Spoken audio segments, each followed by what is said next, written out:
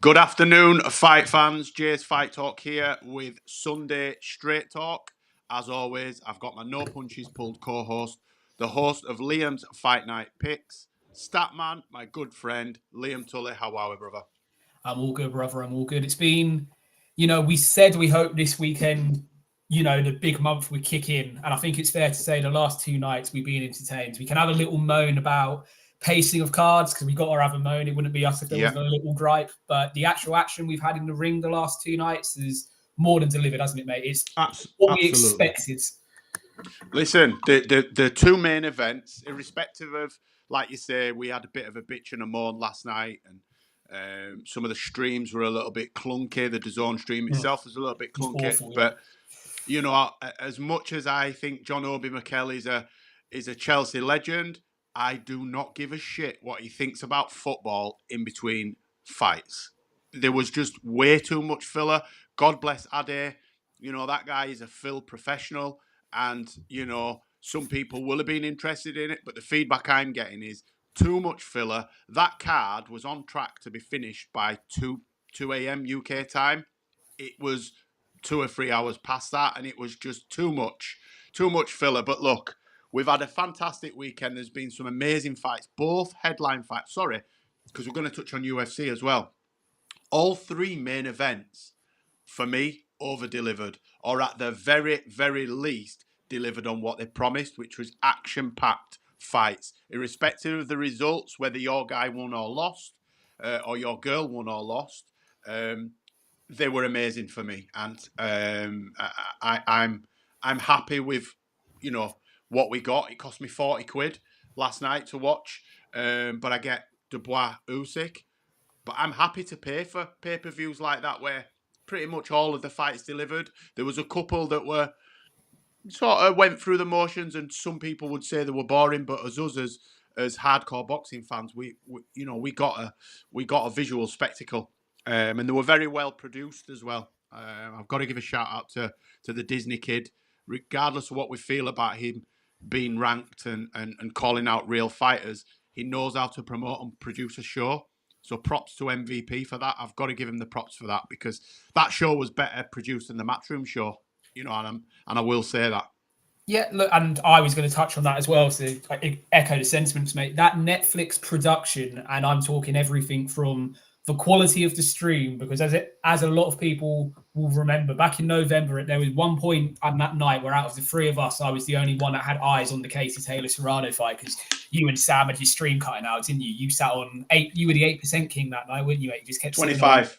25%. Sorry, mate. 25% buffering for the night. So you've got to give MVP and Netflix some props because that's a massive upgrade from where they were in November. Yes, I know it's half a year's difference, but they haven't done any other boxing in that time. So then for their next event to be such a upturn in the visuals, in the production, in the product as a whole, I will give Netflix and Jake Paul massive props for that. It was entertaining to watch. The picture quality was fantastic. Everything you want. My only downside, and it was exactly the same in November, is the commentary team, mate.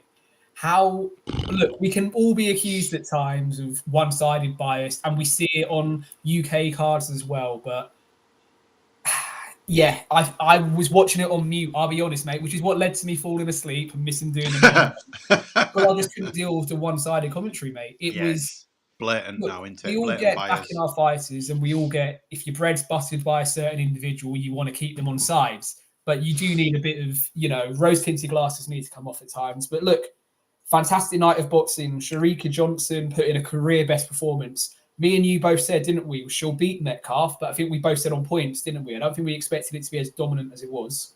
No, Shanika Johnson or Sugar, is she? Sugar, yeah. Sugar.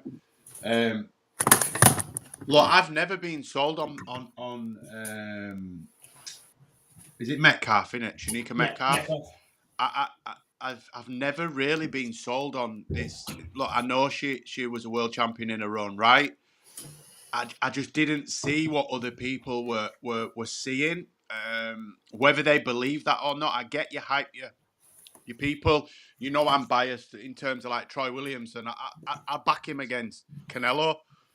you know, when realistically Troy's probably not going to beat Canelo, but I would back him. That's just what you do.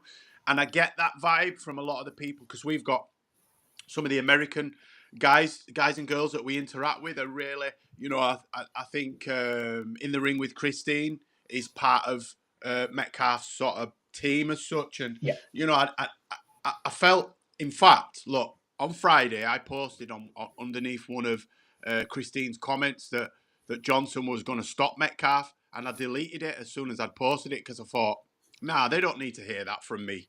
You know, it felt like I was attacking her, but I knew what I'd seen from. And let's look, Sugar came in at what, 2 weeks, 3 weeks notice? 10 days, mate.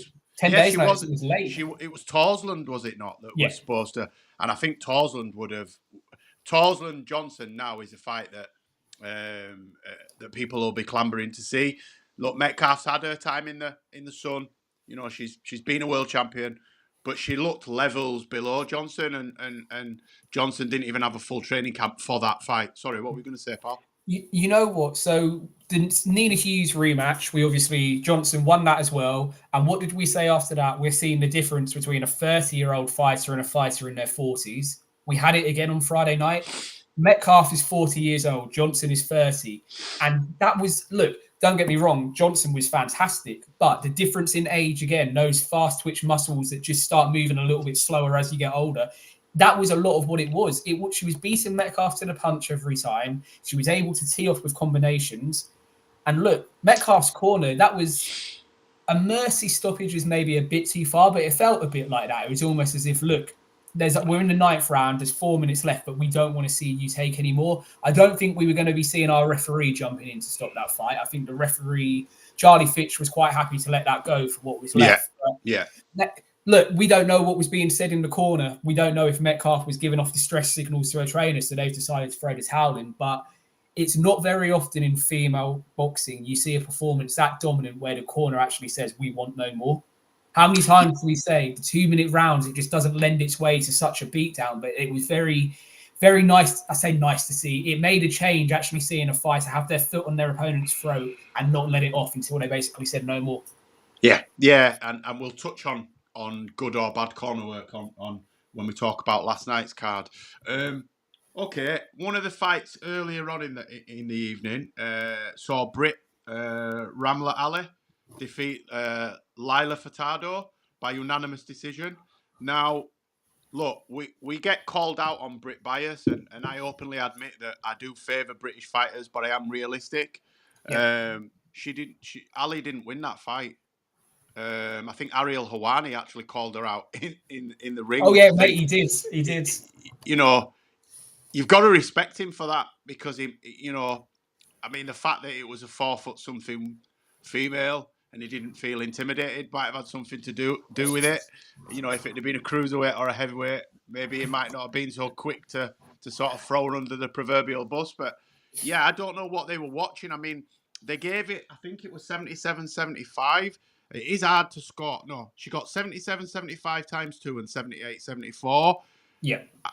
I didn't even have it that close. I gave her 2 rounds in that fight, and I just don't get what they saw for it to be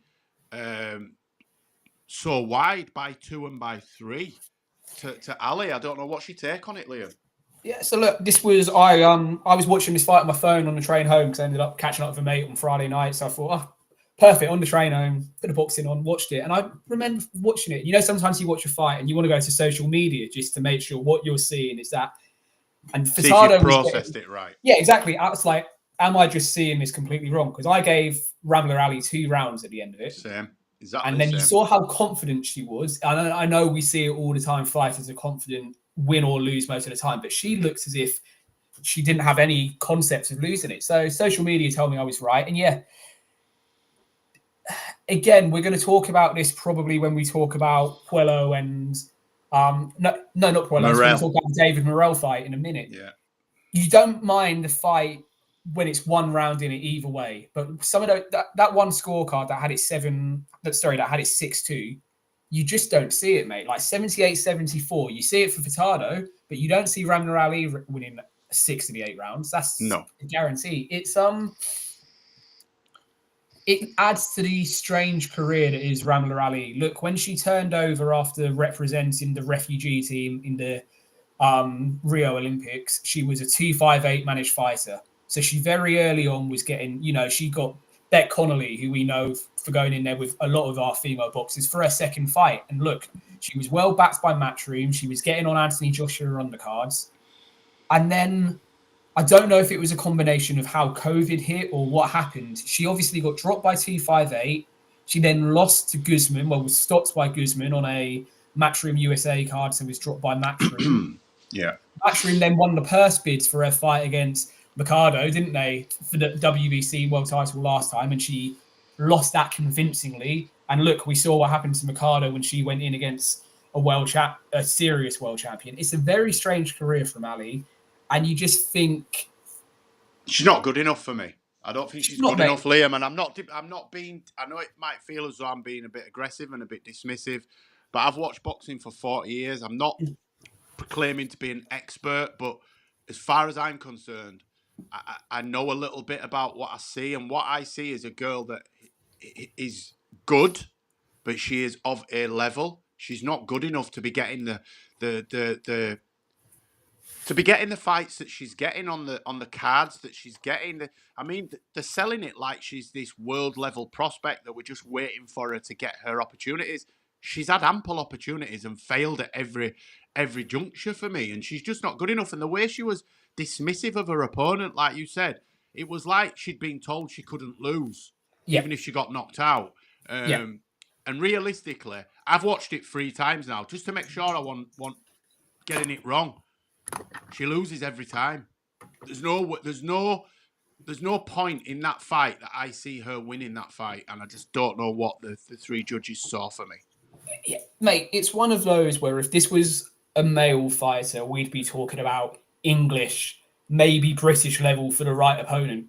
But unfortunately, because we don't have that strength and depth in female boxing, we see female fighters get thrown in at a level that they can't compete at, if that makes sense. And that's unfortunately what's happening with Ramla Ali. Yeah. Look, should she have beaten the opponent in front of her on Friday night? Absolutely. That's what that opponent was there for. Yeah. But for whatever reason, it's just not working. Look, she'll probably get more work. We'll probably see her out again soon. She's got a win, hasn't she? So that's going to do something for her rankings at super bantamweight. Ebony Bridges, maybe. I mean, another MVP fight for the mother of the chocolate brownie, Junior Chocolate Brownie. We're going to see Junior Chocolate Brownie's mum beat her up. I think Ebony Bridges will knock her out. Ebony Bridges would stop her, mate. Or Shannon Courtney, someone like that, maybe.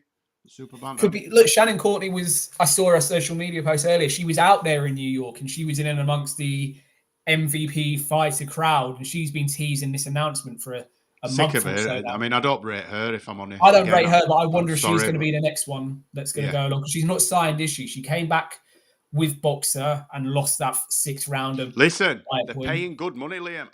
Listen, Jake, if you're listening, I'm happy to identify as a female. If you're throwing money at us, I will fight Ramla Ali. Might have to cut a couple of legs off to make weight, but, we could do a catch weight. I mean, I don't fancy my chances, to be fair, but I'll do it for the money. JFT's got a price, it ain't that high. We said, didn't we? We said all last week, and we're not changing our narrative now the card has happened. Female boxers getting paid this type of money, regardless of what we think about it as a long-term business model. Look, me and you could go on about that for a long time, so we're not going to do it. What we're getting in the here and now is fantastic. The fact that, from a British perspective, we had Ramla Ali, Chantel Cameron, Ellie Scottney, Savannah Marshall, British and Irish, Katie Taylor. We had 5 of our best, and minus Ramla Ali, most well-known champions over the last 3 or 4 years, all getting an opportunity. It says everything you need to say. And look, let's move on to Chantel Cameron, because she did what she was supposed to do.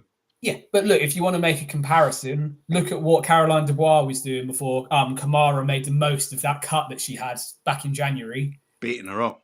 She was beating her up. Chantel Cameron, look, first fight with Swifty Smith. So again, let's give time for an adjustment. Just move to a new camp again. But I like Chantel Cameron, but I'm always left wanting more, if that makes sense. The only time I've not been left wanting more from one of her performances was actually both times against Katie Taylor. Definitely the first time, but even the second time where she lost that fight, I was still not left wanting more from her. I feel like there's always seems to be not quite going the whole way. And I get that, and I'm going to say something that probably sounds like I'm going to be a hater, and I'm not. By any way, you know me, man. I'm not. I respect any fighter that gets in there. I've been in there myself, and I know what it takes. I haven't got what it takes. I got my ass beat, and I can admit that my ego's not fragile enough to know that it was beyond what I can do in terms of commitment and whatnot. But I think she's overweight. She always looks overweight to me. I think Chantel Cameron should be fighting at a weight below. She carries a lot of weight out of camp. She looks, and again, I've got to be careful how I word this because it'll just sound like I'm being disrespectful. She looks chunky out of camp, and I know a lot of fighters do, but she seems to carry a lot of excess. I don't want to say fat, but not muscle. I think Chantel Cameron would be a lot better if she went down another weight division. I don't know. Am I seeing something that's not there, Liam? Or I mean, does she look a bit fleshy? Is probably the fleshy is the term, but you feel. I feel bad. I feel like I'm calling her a fat bitch, and I'm not. And I'm not by any way, shape, or form. She beat me like a dog, so I need to be careful in case I bump into her. Look, she moved up in weight after the second Katie Taylor fight once it became apparent that they weren't going to make the trilogy straight away. Do I think when and if Katie Taylor retires, she moves back down? Yes, I do. Because let's be by her own admission, the only reason she moved up is because, well, I'm not going to fight for a world title in this division because one girl's got every single one of the belts. Yeah. So she's moved up for that reason. She couldn't move down. You definitely didn't want to see her moving down from where she fought Katie Taylor at 135. But yeah, look, she's 139 on the scales. She hasn't weighed. That's the heaviest she's been at this weight. So she's slowly moving up towards it, but she doesn't look comfortable at it. I think it's more a move up in weight of convenience. And of course, she went to Frank, the king of getting interim world titles for any fighter out there, and she picked this belt up. And look, an interim world title was fantastic for her, but it's not a natural way. I do think if she comes up against the more natural 140-pounder... Sorry. Yeah. Conor Bradley. If she comes up against the more natural 140-pounder, I do wonder if she's going to struggle with the size in there. Look, Kamara's not a natural 140-pounder either. And she also looks... If we're going to say Chantel was looking fleshy, Kamara was definitely looking fleshy. I mean, look, the scorecards showed the fight we saw. 99-91 times 2, 98-92. Kamara wasn't really in the fight. If anything, a couple of the rounds, the first 3 rounds are probably where it's still a bit scrappy, where you can see where the judges maybe gave her rounds. But I think I scored it a shutout for Chantel, and that's because she had punch output, which wasn't coming back at her. But where does she go next? Because, Katie Taylor was asked, will you do the trilogy with her? And Katie Taylor said, well, I think I've given her more money than she's worth, and she needs to show she can sell more than 1,000 tickets, which was... Shit, I didn't see that. Oh, yeah, and Eddie Hearn's sitting next to her almost. You don't see Eddie looking, what the fuck, very often. He's sitting there with an Irish bucket. I thought that's the fight they were going to make for Croke Park or the Aviva or something. I thought they'll do the Chantel Cameron trilogy. I hope they do. Yeah. And we'll come on to Katie in a minute, but I tell you what, that journalist asked her and she didn't miss a beat, smile, just her normal deadpan self saying, I've given her more than enough money and I don't think she can sell more than 1,000 tickets in an arena. I was like, fair enough, Katie. Look. Fair dues. And also, Katie Taylor isn't going to fuck around at this point in her career. She knows she's either doing an Irish homecoming or she's retiring. Yes, so she's not going to get an Irish homecoming. She'll retire. That's the reality. But I think we'll get one more. I hope we do. We need to get her back this way. She's not fought in the British Isles since the Chantel Cameron rematch. And yes, you give her a lot of props and you give Matchroom a lot of props for allowing her to go and fight on Netflix twice and make absolute bags both times. But get her back over here because we're not going to see another female boxer like Katie Taylor in terms of what she's done from amateur all the way through. Let's make sure her final fight is in Ireland. Croke Park, Aviva. I'd love it to be Croke Park, but I think you're more likely looking at Aviva because Aviva's. The GAA just don't want to play ball. For whatever reason, they don't want to play ball with allowing the fight to happen. Stupid. As you saw Frank Smith he was on Ariel Hawani's show last week, and Ariel said, what's going on, man? Why have you not been able? He said, the site fee for Croke Park is more than 2 times what it is for Wembley. Jeez. And you go in, and we've bargained. We said we'll do this. We said we'll do it as part of a deal within Dublin. Have you seen? You see, you're too young, but when when Eubank Senior fought Steve Collins, Yep. they had this crazy Irish guy that. Where did they put it on? I think it was a horse arena or so. Have you seen the arena that they put it in? I've seen it. Yeah, I know what you're talking about. Stick it in there, man. There's other places in Ireland that could, what do you? I mean, I know they're probably looking at 50, 60, but I think Katie Taylor could do a decent 30, 20, 30. Put it in. Just ram it to the rafters. Sorry, mate. So Leinster play at the Royal Dublin Showground, the RDS. Leinster Rugby, that's where they play when they're not using the big stadium. That holds for a rugby match 20,000. For boxing with the floor, like you say, ram it for 30,000. 25, 30,000. 25, 30. Look, yes, it would be fantastic to get her in the Aviva with 50 or in Croker with 80. But if the stumbling block is the GAA, put it in the RDS. I mean, Leinster probably will have something to say about it in terms of ruining their pitch. But get it on, mate. Katie Taylor deserves a homecoming. And it's one of those things where in any other... If she was a British fighter... people in certain positions would move, hell on water to make sure she got what she deserved. It doesn't happen in the Republic of Ireland, unfortunately. I mean, Windsor Park isn't proving the easiest for Donovan and Crocker. Frank Smith hinted at that again on Ariel's show, that, look, we've got a world title on it. We've got 2 dates. But it's actually the Northern Irish Football Association that are digging their heels in on that because they want to know it's going to generate a certain amount of profit. So there you go. Making fights on both sides of the Irish border are difficult to do, but Katie Taylor deserves a homecoming. Before we come on to her, mate, I think let's do the disappointing one first, shall we? Should we do Savannah Marshall? Yeah. I've watched this fight a couple of times. She didn't lose that fight. I'm sorry. A draw at worst. Marshall. Yeah, Savannah Marshall didn't lose that fight. I've watched it twice, and I've given it 95-95. Let me have a look at the scores here. I gave it 95-95. When I watched it live, and then I watched it again, and I gave it to Marshall by 2 rounds. All right, so live, I gave it a draw. Watching it back, I gave it 96-94 to her. So, do you know what I think? Do you know for me what I think made it a problem for Marshall? I can't remember what round it was. It's second or third. She got her legs stiffened. Mm-hmm. She didn't look right after that, and I don't mean like her head was buzzed. She just looked tentative and apprehensive, and that's not how Savannah fights. Savannah fights in momentum. She just keeps going forward. She throws long punches, but she seemed right tense and tight and wasn't counter-punching, and her feet. She started... Did you notice as well? She was leaning heavy over her front foot. So when she was throwing a power shot, she was going with it and then getting countered. And I'm like, what? It wasn't a good night. Listen, met that rematch. Savannah will batter her in a rematch, I believe. I agree, mate. Look, John Pegg was in Savannah's corner and he was imploring her to stop being so heavy on her front foot, like you've just said. Oh, right. I didn't see that. Asking her if she was okay because he was saying, what's going on? Where's your movement gone? He asked her at the end of the second or third where she got stiffened up. And then he kept asking her every round afterwards. And all she was saying is, yeah, I'm fine. But he could see from the corner that something's not right. He's like, are you injured? He said, if you're injured, we've got a plan B. Yeah. And she just kept saying no. So she fought the wrong fight, I think. Savannah Marshall could have turned that into a boxing match, but she looked to make it a bit more of a brawl. And I think that was to her detriment. Yeah, I agree. Hopefully they'll make the rematch. Not necessarily over here, but I believe those girls need to fight again. Mate, she's an MVP signed fighter. If Jake Paul is, going to look after the fighters that he signed, because Green isn't an MVP fighter. She might be after this, but she wasn't going into Friday night. Savannah Marshall is an MVP fighter. You'd expect, your promoter to lobby for you to get a rematch or to make an offer for the rematch.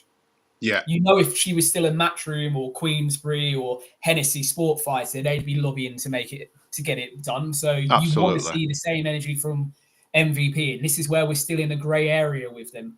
Look, Jake and Nikisha done a fantastic job on Friday, as we said. But now what's the next step for your fighters that it didn't work out for? Didn't work out for Shea Metcalf. It didn't work out for Savannah. What are you now going to do for them girls? Ramila Ali, it didn't really work out for either, even though she got a W. So what are you going to do with her? We're going to find out. But performance of the night for me, mate, was Ellie Scottney. I was just going to say, are we now going to start giving her props as one of Britain's best world champions, best current world champions? Because Ellie Scottney put on an absolute clinic. She never lost a second of that fight for me, and she is so underappreciated. It's about time people stood up and took notice of this young lady, and I don't mean that patronising you. No. She is one of the best boxers, forget male or female, right? Boxer. And I think she's hindered by 2-minute rounds. I think if she got 3-minute rounds, she'd have got that girl out of there in 5 or 6 rounds. What a performance, man. Look, before I talk about Ellie Scottney, her opponent, Mercado, was a 4-year reigning champion for that WBC belt. And she made it look easy. Yeah. Look, whose last fight was against Ramla Ali, who we've just touched on for what? Her loss, it's a win performance. Look, I saw Ellie Scottney's second or third fight when she first turned over. And it was only a 6-rounder, and she won it. Look, she's won all her fights on points. But you just were watching her, and there was just something, when you can tell the way a boxer's moving, the way they're absorbing the information that's coming from the corner, etc. You just knew she was going to move through the gears. And look, she's 10 or 11? She's now 11-0. Yes, I know there isn't the strength and depth there, but she's now 11-0. She's got all the belts apart from the WBA, and she's the Ring Magazine champion at Super Bantamweight. I mean, what more do you need to know? She is the documentary that came out on McGuigan's gym last year. She was one of the ones you watched, and she was just fantastic, wasn't she? Yeah. Good fun, works hard, but the amount of respect she has for Shane and Josh as well, and what they do with her. And it's interesting. I'm sure you've seen the tweets on social media that just say Ellie Scottney acts like that pupil at school that sits at the front of class, apologizes when she does something wrong, but follows the instructions to a T. And then I went back to watch the fight, and there's only 2 occasions in the fight. I think one time Shane said to her, "You got sloppy with your jab. I'm really sorry, Shane." And there was another time to do with her footwork, and she apologized there in the corner. And it's just fantastic. That relationship she has with them, the way she's been built up by that team, special fighter. And it doesn't matter, female or male, she is the shining light of our world champions across both weight classes at the moment. I do agree.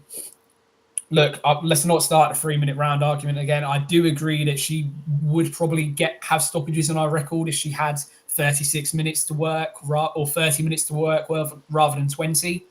But as boxing lessons go, you're not going to see a better one in boxing, full stop, male or female this year. No, fantastic. And I'm really... Who do you think she fights next, Liam? Just a quick one before we move on. Who do you think's next? What or who's next for Ellie Scottney? Do you think she'll move up to feather? I reckon she will, but I know she wants to complete the set because that's what she's been going on about. Who's the WBA champion? That's what I'm trying to find out. It's super bantam, isn't it? It's super bantam, isn't it? But they call it junior. Doesn't recognise the WBA, so let's find out. I think she's made not a big song and dance, but she said very clearly that she wants to hold all the belts. So let's see what she does. Mayla Flores Rizuko is the WBA champion. And she won that belt last weekend. So the WBA champion is a new champion as well.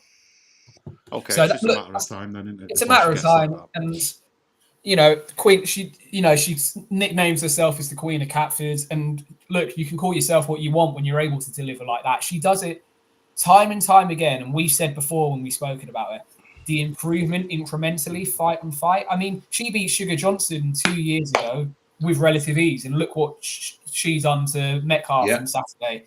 May Moitau in January, she overcame quite a bad cut, if you remember, above her eye in the second round. And that wasn't near enough shutout. She's just exciting, mate. You want to see her carry on moving through the gears, carry on going. And I think the question for her will be how far she can go. Because as we've seen, Tasha Jonas, et cetera, in female boxing, you can jump between the weight classes because the strength and depth isn't there. Yeah. She has the ability to do that. I think she goes up to featherweight and does something similar. I think, and she could possibly do lightweight as well, mate. But a phenomenal performance and one that I sat there watching with a massive smile on my face because it's a British fighter doing it on a big stage. One of the performances of the night, I think. Mate, she's just done it on Netflix on the biggest, highest grossing, potentially female boxing card of all time. That will be spoken about, mate. And, you know, it's not like she wasn't doing this on Matchroom cards and suddenly she's moved over to MVP and she's starting to make a difference. No, she was doing this on Matchroom, but Jake Paul's offered her a massive bag, and of course she's going to take it. She probably made, you know, 2 or 3 times what she's been making fighting. Oh, absolutely. Matchroom. So that's, you know. Okay. Well, the next fight saw Alicia, I think she sticks needles in a bum, Gardner, defeat Jennifer Miranda. Sick of hearing this girl. She's a cheat as far as I'm concerned, but she had a great performance. What do you reckon about Alicia? Does dodgy stuff, boom, Gardner, allegedly. Similar to you, I don't like her, mate. I feel like the best tweet I saw on her this weekend is she the female Tyson Fury of boxing? No one talks about what's happened with Tyson Fury in terms of, okay, whatever his failed tests were for, but when he comes back, it's never about those. Baumgarten is the same. She done her ban quietly. She had that no contest, didn't she, with Pursoon last time out on the same night, the week after the Joshua Dubois fight. And then she's signed by MVP and she's back to being a brash, loudmouth, I want to turn my TV off when I see a sort of American who... Ass out in every picture. She put on a performance. Jennifer Miranda was unbeaten going into Friday night. But had boxed no one. Let's not sugarcoat it. She not really boxed anyone, had she? But, you know... No disrespect to Jennifer Miranda. Had boxed no one, has never left Spain. So, of course, coming over to the bright lights of Madison Square Gardens is a big jump. She's also a 38-year-old fighter. So, you know, tells you what you need to know. Baumgartner done what she needed to do. But I don't really have a lot else to say about her, mate. She's one of those fighters, similar to Tyson, similar to Conor Benn, that just seems to allow it to be brushed under the carpet. I don't really have the time for it, especially when the main event is 2 of the best female fighters we may ever see. And just touching on briefly on Tyson Fury, I'm not accused. There's no accusation in this statement, but it's funny how all these retirements pull you out of the testing pool, and then you know you announce a comeback a couple of weeks later.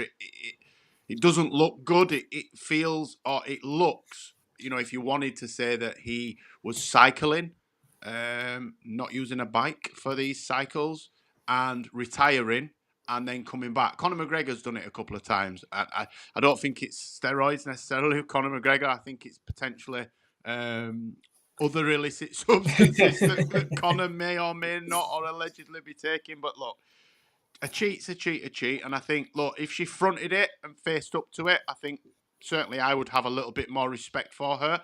I respect her abilities as a fighter, but I just don't like the way shit's been handled. So, yeah, let's move on. Main event time. Let's just say coincidental. Let's use the word coincidental here, mate. That's what it is. But main event time. Let's get into it. So, the main event saw Katie Taylor defeat Amanda Serrano via majority decision. I think it was 97-93 on 2 cards and 95-95. I've watched it 3 times. I've scored it all 3 times for Katie Taylor. I think it was a more definitive result this time than it was in the other 2. The other 2 left unanswered questions. Some people, I thought she actually lost one of the 2. I can't remember if it was the first or the second when I'd scored it. But this one, for me, showed that Katie Taylor had learnt from the other 2 performances. She fought on her terms when she wanted to. Her feet were amazing. And she just made Amanda Serrano look really basic in parts of that fight. And I know she's not. And that's not me saying she is. But Katie Taylor boxed the perfect fight for that opponent last night and did everything right for me. What's your take on it, Liam? Firstly, it was never Jack. Sorry. Hi, Jack. Not a 95-95 fight. Let's just say that how it is.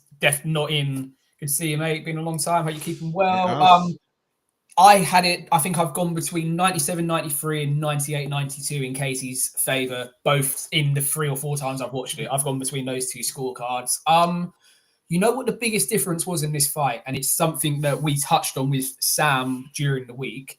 The reason the first 2 fights have been as good as they were is because Serrano's decided to go on the front foot, and it's forced Katie Taylor to meet fire with fire. She hasn't been allowed to box in a. She's one of the best back foot boxers we're ever seeing boxing. Again, like we talked about with Ellie Scotney, boxing as a whole, full stop. But Serrano's not allowed her to do it in either of the first 2 fights. So we've got more of a firefight. We've got, the cuts and the controversial decisions, etc., etc. Serrano almost decided she was going to box on the back foot on Friday night. No come forward pressure.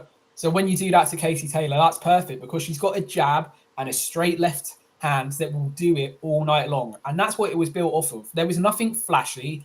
It was the least entertaining of the 3 fights, if we're being honest. Let's call it for what it was because of it. But as people that enjoy watching boxing and enjoy the sweet science like we do, it was bloody beautiful to watch from Katie Taylor. It was everything off the back foot, everything off her jab. She didn't have to overexert herself. Wrong game plan from Amanda Serrano. That's what I will say. Amanda Serrano's game plan was wrong because the first 2 fights were as good as they were, but also as competitive as they were because she was taking Katie outside of her comfort zone, as I've just said. She didn't do that on Friday night, and it would allow Katie Taylor to show off why she will go down as one of the best boxers there's ever been. That's the reality of it. Absolutely, and just touching on something I mentioned earlier about corner work and coaching and stuff. Why the fuck were Amanda Serrano's corner not telling her to change something or move to plan B? At one point, I heard him say, "You're winning this fight, baby. Just keep it going. You just need to stay safe these last few rounds." And I'm like, that's not true. Girl's losing the fight or it's very close. You can't be coasting those last 3 rounds. Absolutely not. Jax had it 97-93. I think I had it maybe by 4, but certainly not 95-95. And I'm half Irish myself, but I watched that as a neutral, and I expected more out of Serrano, or was it just that Katie was just better than her, or was it a mix of the two?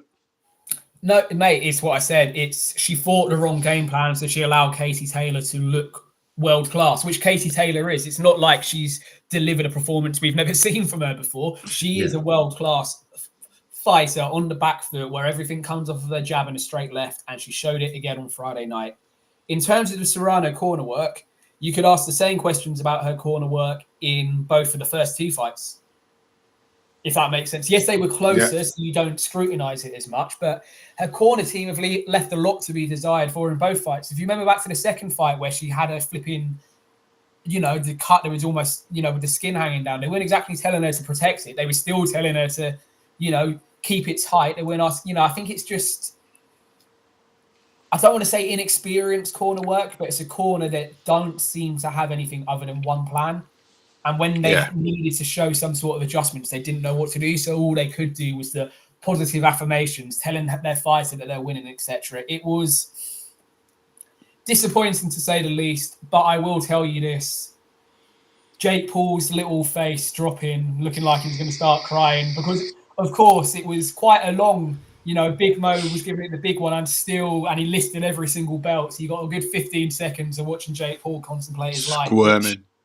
Yeah, you can enjoy, can't you? And not quite as big stats from Eddie Hearn this time, but I'm sure Eddie enjoyed himself as well. Look, that's the end of the trilogy now. We said during the week, no, this is it, Jack. There was no way she was going to outbox. It needed to be a brawl like the first 2 were. She boxed the perfect fight for Katie Taylor to beat her.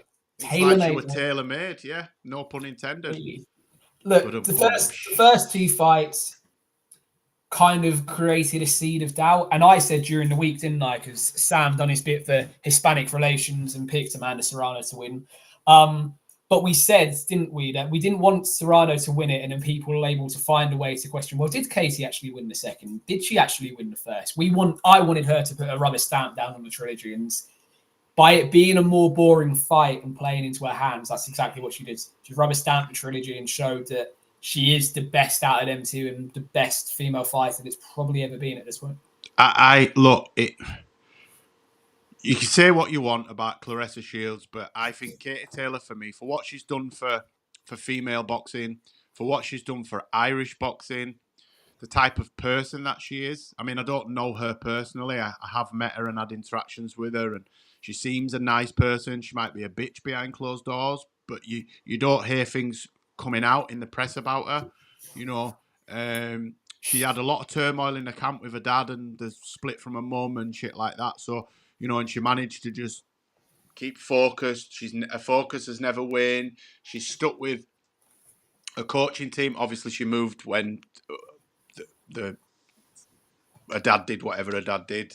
You know, we all know what her dad did, and you know she moved, but even on the loss, she didn't look and blame her promoter. She didn't blame her coaching team. She stuck with Eddie all the way through. And for me, she goes down as the greatest female fighter of all time. I know the accolades in terms of she hasn't won the Olympics twice. She hasn't won as many world titles in as many divisions that Claressa has. But the reason, going back to something you said earlier, is the reason that Claressa's able to do that. Again, no disrespect, but have you seen the state of some of the champions that she fought? They're like that, especially at the heavyweight, mate. Come on. Oh my God, absolutely useless. And the fact that Holly Holm's gone back to boxing at 40 odd tells you everything you need to know. Katie Taylor's 39. You know, so for me, Katie Taylor is up there as the greatest female fighter of all time. She's done a lot for Irish boxing, not just female boxing. And I want to see her get her flowers, get a fight. I'd like to see her get a winnable fight, sort of a gimme, a layup for the send off, the homecoming and the send off. I don't want to see her in a 50-50 fight. No, because she's not at her best. She knows that, and you can see that. Katie Taylor's past her prime now. She's way past her best. But Katie Taylor, past her best, beats a lot of other fighters. But I would like to see her get a win and bow out at the top. You know, hang her gloves up and maybe go into coaching or you know, commentary maybe. Because there are people that you wouldn't expect to do well at commentary that have done really well. And she's got a really, really good boxing brain. Her IQ is fantastic. So no, I was really impressed by Katie Taylor. Really impressed. Absolutely, and I've similar to you. I've met Katie Taylor a couple of times before. I'll send you a photo after we've done this of the younger Liam that couldn't grow a proper beard. Me and Katie Taylor. It was back in. What, you can grow a proper one now? Is that better than it used to be, mate? I know what you're saying. Better than mine, mate. Mine's just for men. It was 2017. Hey Belly 2. It was that fight week, and it was back in the days when Matchroom always used to have a load of their world champions around. I'm pretty sure I've seen her box on a card on an undercard. Yeah, she did Manchester. Yep. I think there's cards where I've seen like Joshua, Katie Taylor, Lawrence Okoli. You know, like all on the come up. She done it on a crawler. It was on a crawler undercard, mate. So you probably did. Yeah, if it's a crawler undercard, I'll seen it. IBF and WBA champion just after she beat Jessica McCaskill. So back when she was first picking up world titles, and you could just tell then that she was a solid fighter dedicated to her craft. And like you say, she's never made any excuses. I mean, we just spoke about Baumgartner. Some of the stuff that's happened in Katie Taylor's camp and personal life, it happened to her. Jesus Christ, we'd never hear the end of it. Do you know what I mean? Because we'll touch on it briefly, but apparently her dad cheated on her mum. Yep. But her dad was a coach. Her dad had been her coach all her life. So it didn't just decimate the family, it decimated her professional setup as well. And it didn't come out until the documentary. There was rumblings and rumour, but it came out when she did that documentary. But she never waned from her path. She never used it as an excuse. Even in a loss, she never used any of it as an excuse. And for that, a respect from me, not that it means anything to her or to the world, it just took it up tenfold because I thought, wow, in this day and age, people are so quick to look for an excuse to blame poor performance, be that at work or in your life. You know, I do it myself. Fucking hell, I've had a bad upbringing, and every now and again I'll bleat on about it, and I've used it as an excuse for making shitty decisions, and you know, it's only now that I'm older that I realise that, look, we're all in control regardless of what's gone on in the background. It's up to us whether we dwell on it or move forward. So I think, from what I know from the outside, that not only is she a fantastic boxer, but she seems to be a great human as well. I've never seen anybody say anything negative about her. No, right, mate. Other than she's a bit wooden in front of the camera, but wow, she's not a fucking media star. She's a fighter, professional fighter. She doesn't have to be good on the camera. Yeah, exactly, mate. You are spot on. Look, we could keep going on about Katie Taylor till the cows come home. But I've got last night.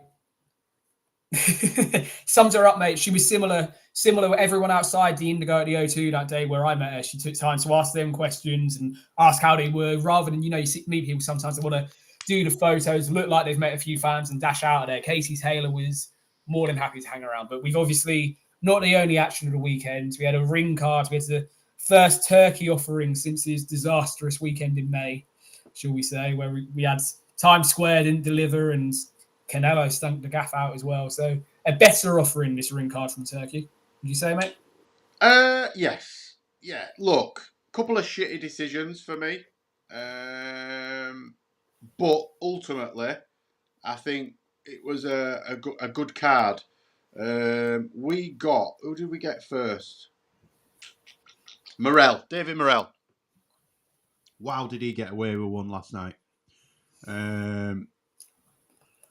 David Morrell lost that fight for me. What's your take on it, Liam? We watched it together, didn't we? Watch that together, did we? No, we were talking about it. We didn't. That's before we came on, but we were all. Look, I feel conflicted about it because of what came out about Kitaev during the week. Absolutely, yeah. Shouldn't have gone ahead for me. It shouldn't have gone ahead. And regardless of the fact that it's not come out from VADA or WADA or flipping any other combination of letters you want to put together that are from a drugs testing company, shouldn't matter. As soon as that report came out, and the fact that I'm looking at his box rec now, his last 4 fights before last night, Kitaev, have been wiped from his record because he's fought 4 times since the positive sample. They've been wiped from his record. So when it came out earlier in the week, I expected straight away, frustrating for Morrell, but not to allow the fight to happen. Look, that's that. On the fight, Kitaev produced the performance that we maybe didn't know if he had in him. Look, we knew he was this heavy puncher, Russian-Australian, fights out of Australia, but we know of Russian descent. Yeah. That can fight on the front foot, can bang hard, but lacks the technical nous, shall we say, of being able to be a boxer. So we said during the week that it was very much a combination of a slick counter-punching boxer in David Morrell up against a banger in Kitaev. That's how the fight played out. Look, Morrell was in trouble before he was dropped in the 5th. By the time he was in the 5th, I'd only given him 1 of the 4 rounds leading up to that point. I gave him a couple more in the second half of the fight, but I actually think the 97-94 scorecards... I give him 4 in total. 4 rounds. Yeah, so with the knockdown, I think 97-94 I had it. So in Kitaev's favour, look, for the sake of boxing, it's the right decision because a drugs cheat that hopefully will now be investigated in whatever way. Do you think that had any bearing on the result, Liam? Shouldn't have, but wouldn't surprise me. I just don't see how they gave Morrell that. I just don't. Again, similar to the Ali fight, maybe not as definitive as her fight. I mean, Sam was saying last night. 96-93 never happens. 96-93 Morrell never happens. No, I just didn't see him fight. What do you think's next for him? Difficult to say after that. I mean, if Kitaev... I'd say the Kitaev rematch, but let's see what actually happens with Kitaev, if that makes sense. If this was... Well, he should be banned, shouldn't he, for a couple of years? If... Kitaev should be banned, so that's why I'm not sure. What do I think he'll do next? I honestly...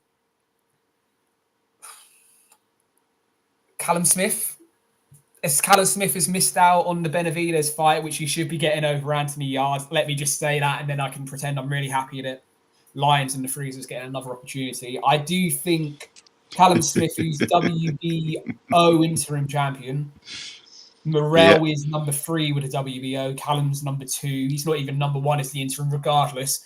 I think that makes the most sense because all of this now is about posturing and jockeying for position for when either Bivol and Beterbiev 3 happens in Moscow, which is why it's moved away from Turkey. I'm sure that's something we'll touch on no punches pulled next week. The reason Turkey's not involved anymore is he actually does have a bit of a conscience. He doesn't want to put any fights on in Russia at the moment. So they're going in their own direction. Yeah. But if, either we're going to get that trilogy and then the belts are going to fall away and the interim champions will be mandated, or the governing bodies are going to start stripping.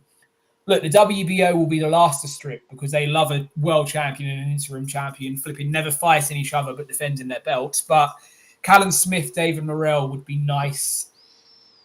The unfortunate thing for us Brits is we know it's more likely to land in America or on a Saudi card, but that's the fight I want to see. It's a good fight for Callum as well. Because if you look through the rest of the rankings, look, number 1 is Bivol. He's tied up with Beterbiev. Number 2 is Benavidez. He's tied up with number 10, which is Anthony Yard. Still think 10 is generous for Anthony Yard anyway. So do I. Then you're looking at Buatsi maybe for Morrell, but, what's Buatsi going to do? Buatsi's in there at number 6, so Morrell is sandwiched in between Callum Smith at 4 and Buatsi at 6. So either of those two would do. Albert Ramirez, the Colombian, who would be a problem, I think, for any of the top guys, could be another option. That's unbeaten Colombian. Look, what we do all depends on what they decide to do with Kataev. If Kataev is magically cleared, then I reckon we may see that rematch happening. But if not, give him to Callum Smith. I think it's a great fight. The question then will be, Callum Smith could be tailor-made for Morrell at this point because we know Morrell, look, he seemed a bit gun-shy after the Benavidez fight last night. That was my big takeaway. A lot of Morrell's confidence that we'd seen on his rise up went missing last night after the Benavidez fight. He was slow to the punch. He was cumbersome with his footwork. He didn't have any pop in his combinations. So, Callum Smith is on his Indian summer. No one... Me and you backs him against Buatsi, but in the wider terms, not a lot of people gave him a chance. I feel it would be similar against Morrell. Everyone would say similar things, but I'd give Callum Smith a very good chance against the David Morrell we've seen so far this year if it was to happen next. Yeah, I think Callum's got a very, very good chance. Very, very, very good chance.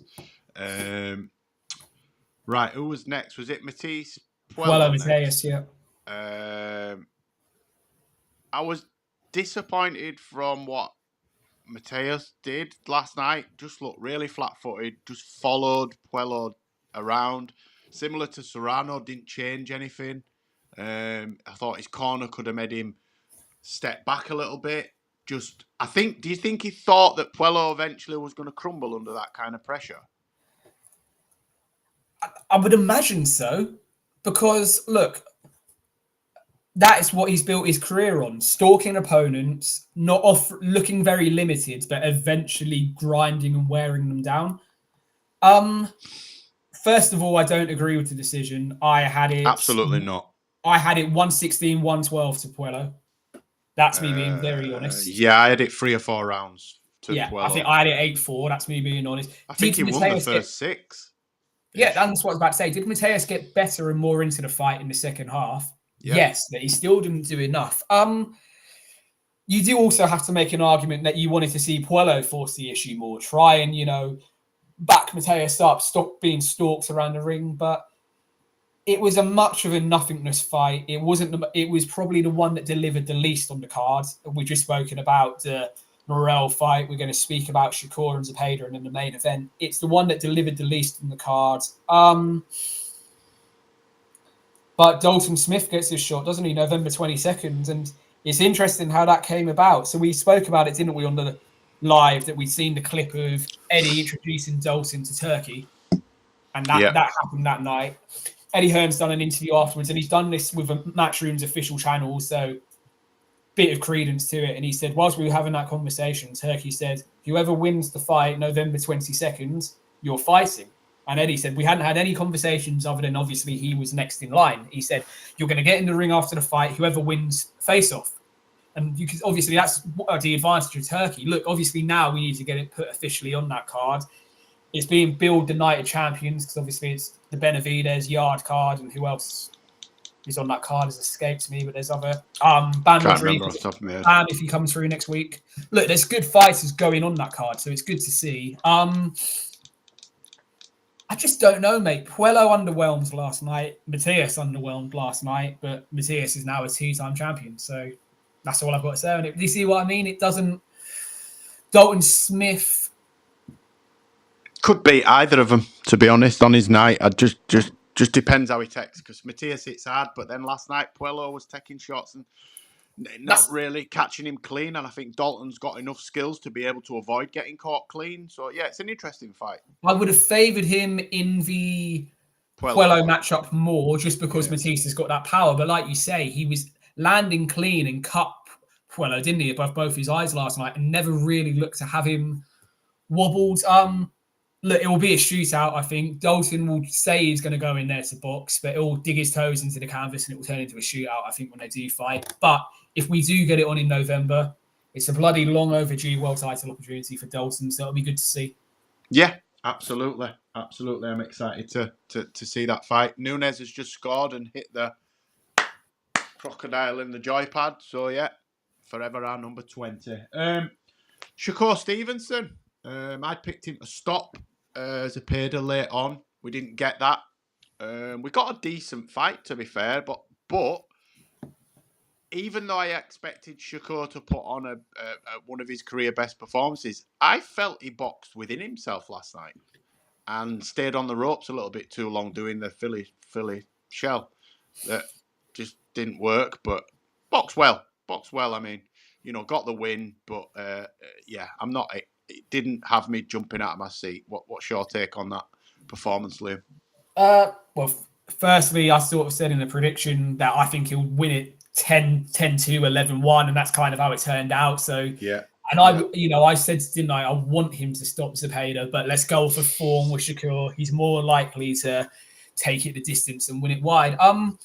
Look, he got rocked, didn't he? His legs done a bit of a dance, didn't they? I think, was it the second or third round? It was relatively early on. And at that point, you thought, okay, well, we're going to get some questions answered here. But give Shakur his dues. He went back to his corner after that because it happened at the end of the round, and then just got back on his boxing, cleared his legs out for 3 minutes, didn't he? Didn't allow himself to get drawn in.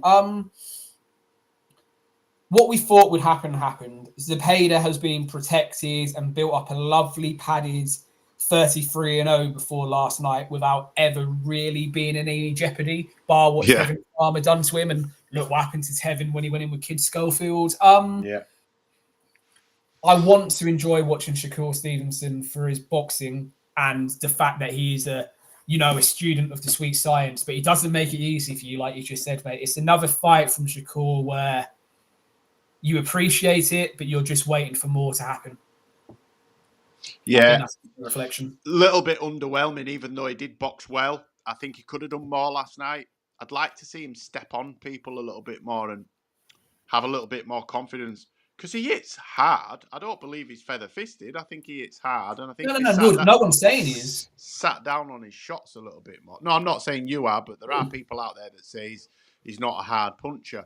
I believe he's hard. He hits harder than people give him credit for. And I think if he believed in himself a little bit more and sat down on his punches a little bit more than at times last night, he could have had Zepeda in a little bit more trouble than he did. And I think he allowed Zepeda to be in that fight more than he should have been. And that was a disappointing thing for me. I don't know what's next for him. We need to see him in a big fight. That wasn't a big fight last night. We need to see him in a big fight. We need to see him fight one of the other champions. I think in the next 6 months. Yeah. If it's not one of the champions, I'd be happy if they got the Kid Schofield fight back on, because of course that fell off on fight week. I would be happy to see that, because at least with Schofield he's going to come forward and have a go. He's not going to. You would hope he's not going to freeze under the bright lights. So that could be an interesting one. Just what will Shakur do if he does have a kid in front of him for 36 minutes that's going to throw the kitchen sink? That's when I think we'll find out a bit more. But yeah, what happens with Shakur full stop? Because that was the last fight of his matchroom deal, even though it was a ring card. That counts as part of his matchroom deal. Has he done enough to get Eddie to re-sign him? I don't think he has. We'll have to wait. That'll be the interesting thing, won't it? I think he will. I think he will re-sign him just for what he's got in terms of him being a world champion. I think he'll roll it though, mate, like fight by fight, because Shakur losing, you're then in a position where what the hell do you do with him? Because he's not a ticket seller. We've literally watched people stream out of an arena in his home state. Yeah. before. So it's kind of the smart business move again, going on to the business side of it. Probably is the sort of fight by fight and just hope he keeps winning until he maybe reaches a certain point where it's a huge money fight, and that's a win-win regardless of what happens. Yeah. Okay, then. Main event time. Britt Hamza Shiraz absolutely blitzed Berlanga. Not a lot of people saw that coming. There was a few of us. I think I'd picked a later stoppage. I think you'd gone along those lines. I think late. Sam went UD, did he? Or did he go late stoppage? He did go points, but he heavily caveated it with he thought Berlanga would do him in the first 6. So yeah. Sam very much sat on the fence, having a bit of faith in Berlanga. Everything, Berlanga's not as good as people reckon. I just don't think he's that good. Everything we didn't want to see from Berlanga during fight week, we saw. We spoke, didn't we? Said, didn't I? Over emotional, wasting too much. Yeah, trying too hard to rattle Shiraz. Shiraz is not the guy for that. You're not rattling him. Even if he is rattled, I think he can deal with it internally and process it. He's a very chilled guy, and I think he's not going to react anyway. And Berlanga was trying way too hard and then arguing with Oscar De La Hoya, which is, why would you do that? Oscar's got fuck all to do with this matchup. No, Oscar's his promoter now. He's a Golden Boy fighter. Yeah. I know what you mean. Do you understand what I mean? Why the fuck would you argue with your own promoter in that respect and be involved in an argument that's got nothing to do with this fight? No. Your argument is with Hamza Shiraz. And I think he took his eye off the ball, and I think he thought he'd be able to walk through Hamza. Called him a giraffe, didn't he? And said, I'll smash the giraffe and I'll walk through him. And from the second Hamza clumped him clean, he was done. It could have been stopped at the end of the 4th. He was saved by the bell at the end of the 4th. Oh, he was saved by the bell in the 4th, yeah. You said it earlier to me and Sam. You said, talking about Edgar here, you said that he looked basic and power was all he had. Once it was negated, that was it. You've and I said that you've just described his career because it was similar against Canelo. Once he realised within a couple of rounds against Canelo that his power wasn't going to do anything, he was looking for a way to get through the 36 minutes. The difference is doing it against Canelo at this point of his career is one thing, but a young, hungry fighter that knows he's got a point to prove because he's cocked up a tailor-made world title opportunity that was given to him against the Damas earlier in the year.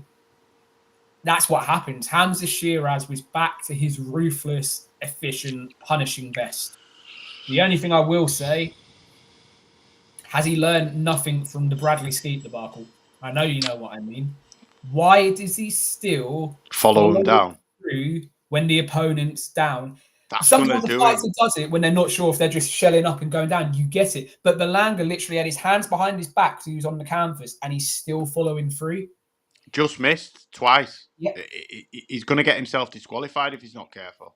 They're in the moment and adrenaline, but yeah, it's too much. He should have been disqualified against Skeet when it happened 3 or 4 years ago. That's the reality. Yeah. He wasn't. It was another Steve Gray masterclass of looking after the British prospects, as we've seen time and time again. Allegedly. But now we're 3 years removed from that, and he's still doing it. Because all that would have needed, and Berlanga is the type of character I believe would do this. One of those punches connected, and Berlanga makes a massive song and dance out of it on the floor, and then the referee either disqualifies him or it becomes a no contest, and Berlanga lives to fight another day. Because I think you'll agree with me, Berlanga is the type of character that would milk that if he was punched on the floor, especially in the position best chance of winning, mate. That was his best chance of winning last night, was getting clipped illegally. Look, and it's difficult to now find a negative, if that makes sense. But that is the negative, is he's still showing traits that when he done it before, you could pass it off as youthful exuberance as someone still finding their feet in their career. You can't be saying that against someone who's been a British, Commonwealth, European champion and a world title challenger. That shit should be cut out of his game. And Andy Lee gave him a bollocking in the corner, actually, at the end of the 4th round for doing it. So, as we said with Andy Lee before, he doesn't let shit lie. When he's in the gym for his next training camp and they're getting it done, he will be making sure it's drilled into Hamza that doesn't fly. That's the only negative to come. It was a fantastic performance. The only thing with Hamza Shiraz, 168 is still a bottleneck division because of Canelo. Look, after Canelo Crawford, whoever wins that fight, you probably see them both retiring. But what you don't want to see is Hamza sitting around now. I said this morning, look, he's not lost the round. He's barely broken a sweat. Let's get him out again soon. I mean, just Callum looking. Simpson. Do an all British fight. I'd While like we're waiting, just while we're waiting for the belts to get dissipated and broken up, I think just tick over for him. Yeah, look, I mean, so above him in the rankings, the only two were Canelo and Mbili. They won't throw him in with Mbili, I don't think, until it's for a legitimate world title. Then, but just below him, you've got Jamal Charlo, Munguia, Pacheco, Callum Simpson, Lester Martinez, William Skull. Look, there's options out there. I just have a horrible feeling that because he's a Riyadh season ambassador as well, we're going to see him sitting out for a while. And you don't need that. Again, a new training team, and Andy Lee. Andy Lee would probably be more than happy to see him fight in September. I think he needs to get back out there as soon as possible. He didn't take many shots last night. I think he's fairly professional outside of the ring. He doesn't really pile on the pounds. So I think September, October would be another. I think there's a big card coming to the UK in September. I believe that there is an announcement pending.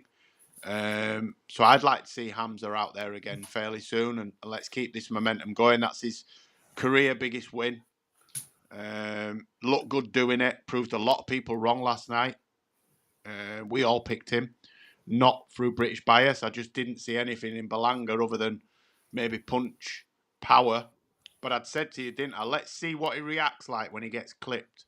He didn't really get clipped last night. A couple of times he did, but glancing more than taking it clean. Look, and I said it said a lot about him that he was willing to go back in on a fringe world level rather than deciding to bully his way through the domestic scene at 168, which would have been the easy option for him after moving up in weight, new trainer, last performance, etc. Let's just keep him at this level. I'm sure that he could be offered to fight for the British or the European quite easily. But what's he going to gain from that? A bit like the Tyler Denny fight at Wembley. We all knew what was going to happen that night. We loved the Tyler Denny story, but we all knew Hamza was going to get to him early. And he did. He got him down twice in the first, finished him in the second. Some of those fighters I just named, I wouldn't be adverse to seeing him go in with Pacheco's, Callum Simpson, definitely. Even Jaime Munguia, who didn't look great very much with Sucre, although Jaime's got some questions to answer, hasn't he? Yeah, I think he might be in front of a couple of panels of gentlemen in suits explaining his actions at some stage in the next 6 months. You got the Frenchman, Kevin Lea Sadajo, who's also unbeaten, 25-0, the French Cameroonian. That would be a good matchup because he's highly ranked. Yeah. If everything that he does now needs to be about moving him into the right positions when the belts fragment. I think it was a WBO global title we got last night, which is nothing more than a ranking trinket, but keep the momentum going. As I've already said, my biggest fear is because he's a Riyadh season ambassador and Turkey can do what he wants to get him fights, is he's going to sit out. But that's probably not the best thing to see from him at this point of his career. No, but I am impressed with his performance because, look, not only was it a new weight division, but it was coming off probably one of the worst performances of his career at a certain level. He was fighting away, sort of in Belanga's backyard. He had everything stacked against him last night, and a lot of people wrote him off as sort of a hype job.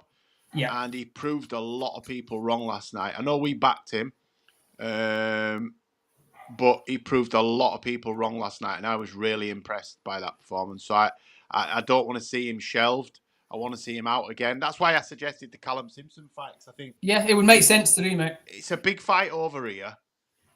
Callum Simpson's verging on world level himself, definitely European level. And it would be a decent test for both, I think. And it keeps them both busy as well. So, yeah, I'm looking forward. Anything else on the weekend's boxing before we touch on the UFC? No, mate, nothing else on the weekends. It's the good weekend. Let's hope it now rolls into a mammoth weekend this weekend on both sides of the Atlantic. Cannot wait. Right then. So we had the UFC fight night in Tennessee last night, which was headlined by the Black Beast himself, Derek Lewis. I'm going to come on to Derek Lewis shortly and tell you what I think's next for him. The main card opened with, I don't know how these brothers get fights. Well, I do because they've got knockouts, but Junior Taffa got submitted in the second round by Tuko Tokos. The Taffa brothers are absolutely useless on the ground. Absolutely fucking useless. And every time they lost, it's someone that just gets them down. If they don't get knocked out, they just get them down, and they can't do anything when they're on the ground. It's just a massive gaping hole in their armory, in their arsenal, and anybody with half a brain that's any good at grappling will just take them down. And it was proven again last night that the ground game is just not good. We got Victor Petrino subbed out Austin Lane in the first round. That was fairly comfortably. Now I expected this to be a 3-round banger, and it wasn't. We saw Nate the Train Landwehr get stopped by Morgan Charrier, who I'm pretty high on. I know a lot of people focus too heavily on the 11 losses that he's got, but Morgan Charrier can fight, man. He can fight, and that was an absolute barnstormer for 2 and a bit rounds. Yeah, look, I agree with you, and people love focusing on losses. We have this conversation in boxing all the time. People seem like once the fighter's lost their own, their damaged goods, etc. But just shows in the UFC. The Charles Oliveira story is a perfect example. It was another great performance last night. Probably one of the better fight night cards we've had in the last couple of years. Let's not even talk this year. Fight nights have been stale other than ones in Europe. And that's not Europe bias. That's just the reality. The ones in London and France, bar UFC London this year, have always seemed to deliver in recent times. There's another good card last night, mate. Definitely one. When I went back through the highlights this morning, I actually found myself wanting to watch the highlights rather than... I'm going to... This Liverpool game's got about 20 minutes left. I'm going to watch the end of that. And then before the Euros, I'm going to put the UFC and watch. I want to watch... I think Calvin Cater lost a decision to Steve Garcia. Cater lost. Wonderboy lost. Wonderboy lost. I mean, Wonderboy's in his late 60s, surely now. He's knocking on his... He's not... Listen, I'm 48 and he ain't much younger than me. It should be Wonder Bloke now. I think the boy thing's gone on it. And the Black Beast, I mean, what can you say about him? If he's not fighting at home, he wins. Every time he fights in Texas, he usually loses. But he fought in Tennessee last night. Taliesin Teixeira, who people were big on and said he was the next big thing. The Black Beast not only sparked him, but took his shorts off, threw his gum shield, and then went up to Teixeira's corner and cocked his leg like he was pissing in the corner. Derek Lewis versus Tom Aspinall. That is the fight they will make. It's not a fight I want to see. I hope they make it. I've got a funny fit. Could you imagine if he knocks Tom Aspinall out? I don't think he will, but imagine. But I think that's the fight they're going to make. Because look, Cyril Gane did not win his last fight for me. No, and he went to walk out the octagon. He had to get told to go and do his flipping interview because couldn't believe he'd won it. So that tells you everything you need to know. And I think for as long as it lasts, Aspinall versus Derek Lewis is an intriguing fight. I'd like to see it. Look, you've just said it. Derek Lewis performed when he's not fighting at home. It did not last long. His celebration lasted longer than the fight did itself. But Derek Lewis is a character. And the best balls were hot, man. They're red on, mate. He was on flame. But the best part about the way that the heavyweight division is now is that there is going to be new fighters given opportunities. You're not in the John Jones era anymore. I don't think there's any heavyweight or light heavyweight that might move up, referencing certain someone that Tom will say no to fighting. Yeah. It's been a while since the heavyweight division's had a champion like that. John Jones, we know what John was doing. Stipe only wanted a certain type of fights. Francis Ngannou became a debacle and we'll probably never see him in the company again. So it's going to be exciting times for the heavyweight division. Tom won't say no to fighting anyone. We know how Dana works. He rewards last performances, social media clicks, etc., etc. Well, Derek Lewis has just delivered the best heavyweight moment of the year potentially so far. And I know there's not a lot of competition before you come back at me with that, but the reality is that's the biggest statement that's been made by anyone up in the heavyweights this year, isn't it? Yeah, fantastic. I'm happy for Derek. I like Derek Lewis. He's always in entertaining fights. Rocks the mic. He's mad as a fucking box of frogs. But he's got a decent story as well. 20 years ago, he was sat in a prison cell, and then he was a truck driver, and he's evolved as a fighter as well, because his ground game was shocking. Do you remember when DC just grabbed him and choked him out? But Derek Lewis is one of them. You take him down, he just stands up. He's so strong. And I think he holds the record now, certainly at heavyweight, for most knockouts. He's never in a dull fight. So, no, a decent fight night leads us on to next week, that we've got the massive fight card at UFC. Is it 318, 319? 318? 318. That's going to see Dustin Poirier and Max Holloway fight for a third time. I believe it's Dustin's swan song. That's a decent card. Have you got anything else you'd like to touch on before we close out the show? We've done an hour and 15 minutes. I think it's been. No. We've covered everything. We covered the good. We covered the bad. We covered the indifferent. It's just good to get. Look, we've done an hour and 15. It's just flown by because the fight sports are delivering and giving us stuff to talk about. They are, and we're in a good place at the moment. We've got Usyk Dubois 2 next week. We've got the big UFC card. We've got a few big nights, so you'll catch a rerun of this over on Jay's Fight Talk YouTube channel. We've got myself, Liam, and Sam Walker back together on Tuesday evening for No Punches Pulled episode 45. Liam's fight night picks this week, guys. Get yourself involved. Liam's looking for a decent guest for his show. So get in touch with myself, get in touch with Liam across socials. But there will be a Liam's fight night picks airing Wednesday, Thursday this week. You want to be on there, let us know. Thanks for everybody that's joined and interacted. Jack at Absolute Boxing, thank you. Everybody else that's joined, thank you. You can find Liam_Tully9 on socials.